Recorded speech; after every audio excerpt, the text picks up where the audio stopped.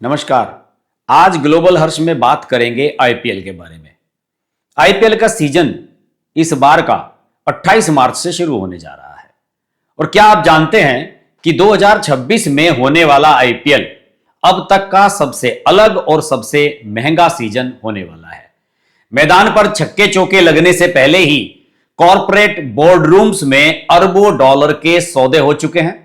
और इस वीडियो में हम आपको आज बताने की कोशिश करेंगे कि आपकी पसंदीदा टीमों के मालिक कैसे बदल गए हैं, क्यों आईपीएल अब दुनिया की सबसे बड़ी स्पोर्ट्स प्रॉपर्टीज में से एक बन गया है और बीसीसीआई के नए नियम इस खेल को कैसे पूरी तरह बदलने वाले हैं। शुरुआत करते हैं सबसे बड़ी खबर से। Royal Challengers Bengaluru RCB, Virat Kohli की टीम आरसीबी अब 1.78 बिलियन डॉलर, लगभग 16,600 करोड़ रुपए की एक मूल्यांकन वाली प्रॉपर्टी बन गई है। डीआईजीओ ने अपनी पूरी हिस्सेदारी इसमें बेच दी है और अब इसके नए मालिक Aditya Birla group, times group और बोल्ट वेंचर्स और वैश्विक दिग्गज ब्लैकस्टोन का एक कंसोर्टियम है। इस बदलाव के लिए आर्यमन विक्रम बिरला चेयरमैन और सत्यन गजवानी वाइस चेयरमैन की भूमिका में होंगे। दूसरी ओर राजस्थान रॉयल्स ने तो इस बार इतिहास ही रच दिया है।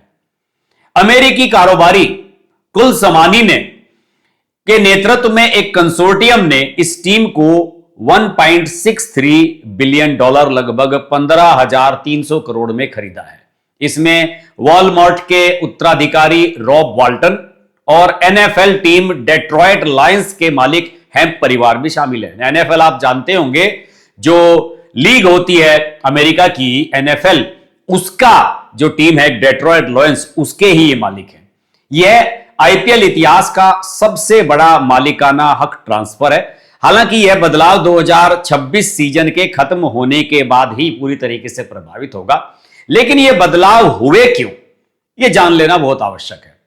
दरअसल आईपीएल की 10 साल की जो लॉक इन अवधि है, उसके खत्म होने और इसके मीडिया अधिकारों की भारी कीमत है जो 6.2 बिलियन डॉलर के आसपास है, उसने इसे दुनिया का सबसे आकर्षक निवेश बना दिया है।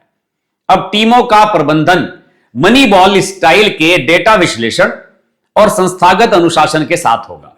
इसका मतलब यह है कि खिलाड़ियों का चयन अब केवल नाम पर नहीं, बल्कि प्रदर्शन में जो डेटा उनका रहेगा, जो कैसा वो प्रदर्शन करते हैं, उसके आधार पर होगा। बीसीसीआई ने 2026 के लिए नियमों को भी बहुत सख्त किया है। मैच के दिन मुख्य मैदान पर कोई भी अभ्यास या फिटनेस टेस्ट नहीं होगा। खिलाड़ियों को केवल टीम बस में ही यात्रा करनी होगी। परिवार के सदस्य अलग पर्सनल व्हीकल से स्टेडियम में आएंगे। ऑरेंज और पर्पल कैप होल्डर्स को पहले 2 ओवरों तक कैप पहनना अनिवार्य होगा, यानी कि जो सबसे ज्यादा रन बना चुके हैं और जो सबसे ज्यादा कैचेज ले चुके हैं। ड्रेसेज और प्रेजेंटेशन के लिए सख्त ड्रेस कोड लागू किया गया है। ये जो बदलाव किए गए हैं, इसको और ज्यादा आकर्षक बनाने के लिए किए गए हैं। अब सवाल यह है कि क्या आईपीएल दुनिया की सबसे बड़ी लीग है रेवेन्यू के हिसाब से? राजस्व के हिसाब से अगर मैं बात करूं तो ये 23 बिलियन डॉलर वाली अमेरिका की जो एनएफएल होती है, जो वहां पर बास्केटबॉल की लीग होती है, अभी भी वो नंबर 1 है। लेकिन प्रति मैच मीडिया वैल्यू के मामले में आईपीएल दुनिया में दूसरे नंबर पर पहुंच चुका है। 13 मिलियन डॉलर प्रति मैच, जिसने इंग्लिश प्रीमियर लीग को भी पीछे छोड़ दिया है, जो फुटबॉल की लीग होती है इंग्लैंड की। आईपीएल की सबसे खासियत यही है इसकी स्केरसिटी वैल्यू। सिर्फ 8 हफ्तों में यह दर्शकों की वो संख्या बटोर लेता है जो बाकी लीग पूरे साल में नहीं कर पाती है। आप समझ सकते हैं, पूरे साल चलने वाली लीग भी इसके 8 हफ्ते यानी कि लगभग 2 महीने के पीरियड्स पर भारी पड़ती है। आईपीएल 2026 अब केवल क्रिकेट नहीं बल्कि ग्लोबल स्पोर्ट्स बिजनेस का एक नया पावर हाउस है। नए मालिक, नया पैसा और नए नियम इस खेल को एक अलग ही ऊंचाई पर ले जाएंगे। क्या आपको यह लगता है मैं आपसे भी क्वेश्चन पूछना चाहता हूं कि इस कॉर्पोरेट बदलाव से खेल की भावना बनी रहेगी? हमें कमेंट्स माध्यम से जरूर बताइए। देखिए, मैंने दो टीमों के बारे में तो आपको प्रमुख रूप से बताया ही कि किस तरीके से बेंगलुरु और जो आरसीबी है और राजस्थान रॉयल्स है उसके मालिकों में बदलाव हुआ है, लेकिन बाकी टीमों के बारे में भी जान लेना आवश्यक है। मुंबई इंडियंस की जो टीम है उसके मालिक मुकेश अंबानी ही हैं, अभी भी रिलायंस इंडस्ट्रीज के मालिक। Chennai Super Kings N Srinivasan और इंडिया सीमेंट्स के पास है। आप जानते हैं कि एन श्रीनिवासन बीसीसीआई के चेयरमैन भी रहे हैं और इंडिया सीमेंट्स जो है वो इनके स्पॉन्सर भी हैं। सनराइजर्स हैदराबाद का स्वामित्व मारन परिवार के पास है, जो सन टीवी नेटवर्क वाली है, जिनके बारे में हमने एक वीडियो बनाया था कि इसी परिवार ने एक फ्रेंचाइजी खरीदी है, जो 100 वाला फ्रेंचाइजी लीग है इंग्लैंड में चलता है उसकी, और उसमें पाकिस्तान के एक क्रिकेटर को, अबरार को इन्होंने लिया है। उसे लेकर मैं एक वीडियो अलग से बनाया है। दिल्ली कैपिटल्स में जीएमआर और जेएसडब्ल्यू यानी कि जिंदल स्टील्स, इन ग्रुप की 50-50% की साझेदारी है। और पंजाब किंग्स में मोहित बर्मन, नेस वाडिया और उनकी पूर्व प्रेमिका प्रीति जिंटा और करण पाल की संयुक्त ओनरशिप है। देखिए, यह बदलाव मुख्य रूप से 10 साल की जो लॉक इन अवधि है उसके खत्म होने और आईपीएल के मीडिया अधिकारों की भारी कीमत यानी कि $6.2 बिलियन की वजह से हुए हैं। अब टीमों का प्रबंधन मनी बॉयल स्टाइल के डेटा विश्लेषण और संस्थागत अनुशासन के साथ होगा। आरसीबी के बारे में थोड़ा सा और बताऊंगा मैं आपको। इस टीम का जो मालिकाना हक है वो पूरी तरीके से बदल गया है। पहले इसके पास जो मालिकाना हक थे उसमें यूनाइटेड स्पिरिट्स लिमिटेड डीआईजीओ ने अपनी 100% हिस्सेदारी लगभग 16,660 करोड़, जिसे आप 1.78 बिलियन कह सकते हैं, एक शक्तिशाली कंसोर्टियम यानी कि ग्रुप को बेच दी है। इस ग्रुप में आदित्य बिड़ला समूह, टाइम्स ऑफ इंडिया समूह, बोल्ट वेंचर्स और निजी इक्विटी दिग्गज ब्लैकस्टोन शामिल है। डीआईजीओ ने अपने मुख्य अल्को बेव, जो उनका एक ड्रिंक है, उसके व्यवसाय पर ध्यान केंद्रित करने के लिए इसको बेचा है। वो चाहते हैं कि जो उनका एक ड्रिंक है अल्को बेव वो बिकता रहे और उस पर वो फोकस करें और वो क्रिकेट पर पैसा खर्च नहीं करना चाहते। अब आर्यमन विक्रम बिड़ला इस टीम के चेयरमैन और सत्यन गजवानी, जैसे मैंने आपको शुरू में बताया, वाइस चेयरमैन होंगे।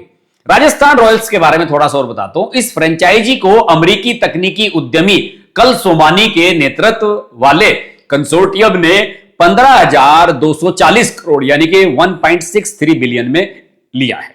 इस सौदे को वॉलमार्ट के उत्तराधिकारी रॉब वाल्टन और एनएफएल की डेट्रॉयट लायंस के मालिक हैम परिवार को समर्थन मिलेगा उनका। मनोज बड़ाले के इमर्जिंग मीडिया ने भारी मुनाफे और वैश्विक पूंजी के आकर्षण के कारण अपनी हिस्सेदारी इसमें से बेच दी है। हालांकि यह बदलाव मैंने आपको शुरू में भी बताया कि सीजन के बाद होगा। कोलकाता नाइट राइडर्स की मैं बात करूं तो शाहरुख खान अपनी पकड़ इस पर मजबूत बनाए हुए हैं। उन्होंने जो अपने सह मालिक हैं जय मेहता, जो मेहता समूह के हैं, और जूही चावला उनकी को स्टार्स रही हैं, उनके पति हैं, उनके शेयरों का एक बड़ा हिस्सा खरीदा है और शाहरुख खान ने केकेआर में अपनी साझेदारी को 90% तक बढ़ा दिया है। मेहता समूह ने अपने अन्य व्यवसायों के विस्तार और कर्जा चुकाने के लिए अपनी हिस्सेदारी बेची है और यह प्रक्रिया शाहरुख खान के एक सफल फाइनेंशियल ईयर और उनकी बढ़ती नेटवर्थ के बाद शुरू हुई है, जिससे वे टीम के लगभग पूर्ण मालिक बन गए हैं। गुजरात टाइटंस एक बहुत महत्वपूर्ण टीम है और चैंपियन रह चुकी है। 2 सीजन खेली थी और चैंपियन बन गई थी। 2026 के सीजन से पहले अहमदाबाद स्थित टोरेंट ग्रुप ने इसकी जो वैश्विक निजी इक्विटी फर्म है सीवीसी कैपिटल पार्टनर्स, उससे 67% का बहुमत हिस्सेदारी खरीद ली है। यह सौदा लगभग 7500 करोड़ के मूल्यांकन पर हुआ है। टोरेंट ग्रुप अपनी हेल्थ सर्विसेज और एनर्जी सेक्टर की जड़ों को खेल जगत में फैलाने के लिए इस लीग में शामिल हुआ है, जबकि सीवीसी अभी भी 33% हिस्सेदारी के साथ भागीदार बना हुआ है। Lucknow super giants, Sanjeev Goyan का आरपीएसजी जो ग्रुप है, अभी भी इस टीम के मुख्य मालिक हैं, लेकिन वे अब अपनी 15% तक की अल्पसंख्यक हिस्सेदारी को, माइनॉरिटी जो पार्टनरशिप है, उसको बेचने के लिए निवेशकों की तलाश कर रहे हैं कि मैं 15% अपने हिस्से का बेचना चाहता हूं। और $1 बिलियन के मूल्यांकन पर आधारित यह संभावित बिक्री टीम के भविष्य के विकास के लिए पूंजी जुटाने की एक रणनीति है। संजीव गोयनका इस पर कंट्रोल बनाए रखेंगे, लेकिन बाहर से पैसा आएगा जिससे टीम को और बढ़िया पेशेवर प्रोफेशनल बनाया जाए। और मुंबई इंडियंस के बारे में तो आपको मैंने बताया ही है कि मुकेश अंबानी और रीता अंबानी के पास 100% इसका मालिकाना हक है। मुंबई इंडियंस ने बदलाव के बजाय विस्तार पर ध्यान दिया है और 2026 तक साउथ अफ्रीका, यूएई, अमेरिका और ब्रिटेन की लीगों में अपनी टीमें उतारकर एक वैश्विक क्रिकेट नेटवर्क खड़ा कर लिया। यानी कि वहां पर जितनी भी लीग हैं सभी में अंबानी ग्रुप घुस गया है। और 7.73 लाख करोड़ के रिलायंस साम्राज्य के समर्थन से यह लीग की सबसे स्थिर और व्यावसायिक रूप से सबसे मजबूत टीमों में से एक है, मुंबई इंडियंस। और अगर मैं चेन्नई की बात करूं, धोनी की टीम सीएसके, इसके स्वामित्व ढांचे में कोई बड़ा बदलाव नहीं हुआ है। एन श्रीनिवासन और इंडिया सीमेंट्स का प्रमोटर समूह लगभग 47.22% हिस्सेदारी के साथ इसका नेतृत्व कर रहा है और इसमें एलआईसी जैसी बड़े निवेशक भी शामिल हुए हैं। सीएसके ने बदलाव के बजाय अपनी लॉयल्टी, उस संस्कृति को बनाए रखा है जो पूरी तरीके से एमएस धोनी की विरासत और 5 आईपीएल खिताबों की सफलता पर टिकी है। Sunrisers Hyderabad, Sun TV network यानी कलानिधि मारन और काव्या मारन इस टीम के 100% मालिक बने हुए हैं। मारन परिवार ने टीम के स्वामित्व का उपयोग अपनी मीडिया साम्राज्य को दक्षिण अफ्रीका और ब्रिटेन के क्रिकेट बाजारों तक ले जाने के लिए किया है। काव्या मारन सीईओ के रूप में टीम का संचालन और रणनीतियों का नेतृत्व कर रही हैं और उन्होंने टीम की ऑन फील्ड सफलता को फिर से हासिल करने के लिए कई नए बदलाव किए हैं। दिल्ली कैपिटल्स के बारे में भी बता दूं कि यह फ्रेंचाइजी 2026 में भी जीएमआर ग्रुप और जेएसडब्ल्यू स्पोर्ट्स के बीच 50-50% की साझेदारी में है। किरण कुमार ग्रांथी और पार्थ जिंदल के बीच नेतृत्व की जिम्मेदारियां रोटेशन के आधार पर बदलती रहती हैं और इस साझेदारी ने हाल ही में अंतरराष्ट्रीय स्तर पर भी विस्तार किया है, जिसमें इंग्लैंड के हैम्पशायर काउंटी क्रिकेट क्लब में निवेश और द 100 लीग है जो वहां की उसकी लीग में हिस्सेदारी शामिल है, जिसके बारे में बताया कि काव्या मारन ने पाकिस्तान के एक खिलाड़ी को वहां खरीदा है द 100 लीग में। पंजाब किंग्स 11, यहां मालिकाना हक डाबर के मोहित वर्मन 48%, नेस वाडिया 23%, प्रीति जिंटा 23% और करण पॉल 6% के बीच बटा हुआ है। अतीत में इसके मालिकों के बीच में कोऑर्डिनेशन की कमी की खबरें आई थी, लेकिन 2026 सीजन के लिए उन्होंने रिकी पोंटिंग को कोच चुना और श्रेयस अय्यर को कप्तान नियुक्त कर दिया और एक अधिक एकीकृत दृष्टिकोण, एक कंबाइंड दृष्टिकोण के साथ उन्होंने अपनी टीम को उतारने का फैसला किया है। तो दोस्तों, इस बार का जो आईपीएल सीजन है वो बहुत ही शानदार रहने वाला है। इस बार पैसे का भी खेल होने वाला है और संभवतः क्रिकेट भी बहुत दिलचस्प होने वाली है। अभी हाल ही में भारत ने T20 का वर्ल्ड कप जीता है जो इसी फॉर्मेट का है और कई स्टार प्लेयर जो इस वर्ल्ड कप में उभर करके सामने आए, जैसे कि शिवम दुबे हैं, संजू सैमसन है, ये धोनी की टीम में खेल रहे हैं इस बार दोनों, रिंकू सिंह, इन सब लोगों पर नजर सबकी बनी रहेगी और हम भी कोशिश करेंगे कि आईपीएल के इस डायनेमिक को आपके लिए लाते रहें। देखिए, कुछ चीजें ऐसी होती हैं जो हमें और आपको जनरल नॉलेज के लिए भी जान लेना आवश्यक है।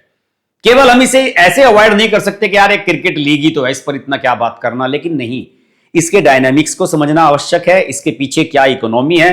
कई हजार लोगों को हर साल आईपीएल रोजगार देती है। मैं तो इस लिहाज से आईपीएल का बहुत समर्थन भी करता हूं। हालांकि मैं आईपीएल के मैचों को फॉलो नहीं करता हूं, लेकिन आईपीएल का जो रेवेन्यू मॉडल है वो मुझे बहुत पसंद है, क्योंकि इससे हजारों लोग, लाखों लोगों को रोजगार मिलता है पूरे देश में, प्रोडक्शन कंपनीज को और हाउसकीपिंग जैसी सुविधाएं देने वालों को भी, और साथ ही साथ इससे हमारे देश के क्रिकेट का, हमारे देश के खेल सिस्टम का पूरी दुनिया में प्रचार भी होता है। नमस्कार। Hi, this is Pooja Bedi, and I'd like to say that I'm deeply grateful to Harsh for his wonderful, wonderful and courageous reporting and the fact that he always stands up for what he thinks is right. Thank you, Harsh, for all the support and all the love, and rock on. Everyone who's watching this, don't hesitate to press the like, share, subscribe button on his channel.